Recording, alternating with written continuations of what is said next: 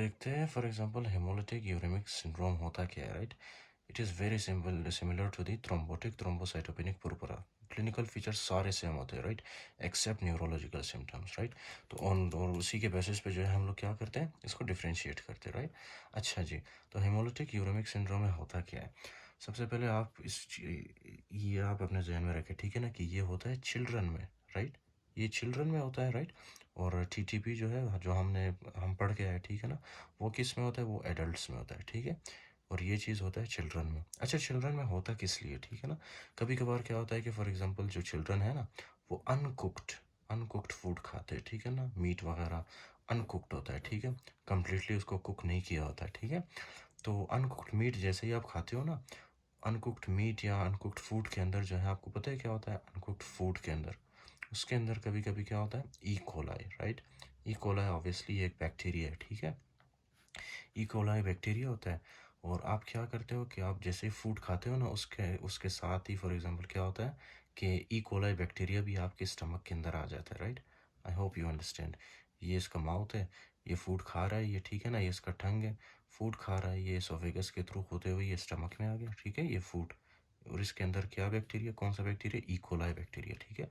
तो ये E coli bacteria भी फॉर एग्जांपल आके किसी न किसी तरह से जो है ये एब्जॉर्ब होता है हमारे बॉडी के अंदर, और ये हमारे ब्लड वेसल्स तक पहुंच जाता है, ठीक है ना। ब्लड वेसल्स तक पहुंच जाता है। तो वही ब्लड वेसल जो है, मैंने क्या किया, यहाँ पे एक बॉडी, हमारे बॉडी में से एक ब्लड वेसल मैंने ड्रॉ किया यहाँ पे, ठीक है। I hope you understand. अब इस ब्लड वेसल के अंदर कौन सा वाला बैक्टीरिया है? E coli. और ये आया कहाँ से? जो हमने फूड खाया ना, अनकुक्ड फूड, उससे आया है, ठीक है ना। तो ये है ई कोलाई। अच्छा, इसको मैं शक्ल देता हूँ, ठीक है। फॉर एग्जांपल ये बैक्टीरिया ई कोलाई, ठीक है।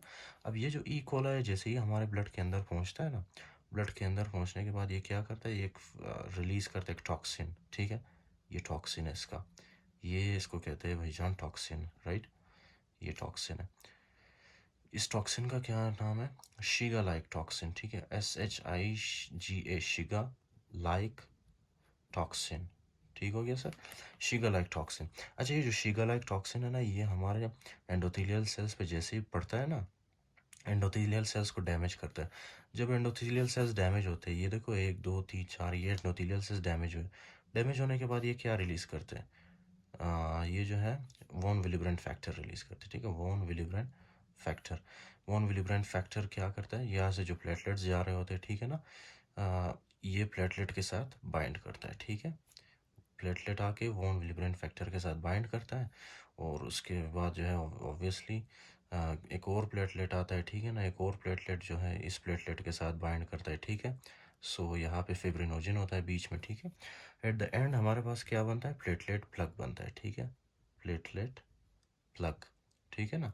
प्लेटलेट प्लग, फिर उसके बाद सेकेंडरी हेमोस्टोसिस होती है, intrinsic extrinsic pathway that will lead to the formation of the thrombin, ठीक है। Platelet plug plus thrombin. अच्छा जी, तो यहाँ पे होती है फॉर एग्जांपल एक thrombus formation, right. Thrombus formation होती है, राइट। अच्छा, ये किस वजह से होती है? क्योंकि हमारे पास एक एंजाइम है जिसका नाम है एडम TS13 एंजाइम, इसकी डेफिशिएंसी होती है, ठीक है ना। एडम TS13 एंजाइम की डेफिशिएंसी होती है, तो ये जो है वॉन विलिब्रेंट फैक्टर को इनहिबिट नहीं कर पाता।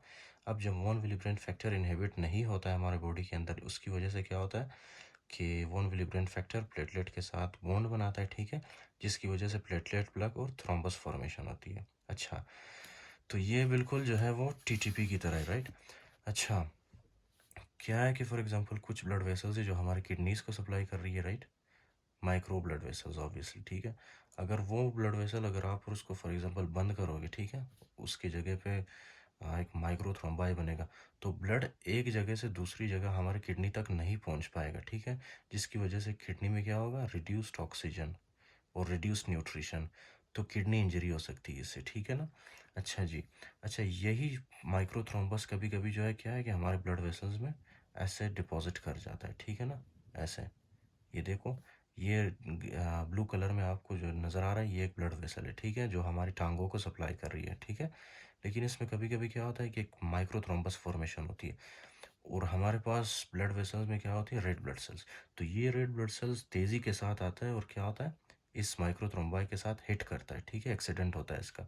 तो ये जो red blood cell normally round colour है, ठीक है, राउंड राउंड शेप है इसका फॉर एग्जांपल, ठीक है।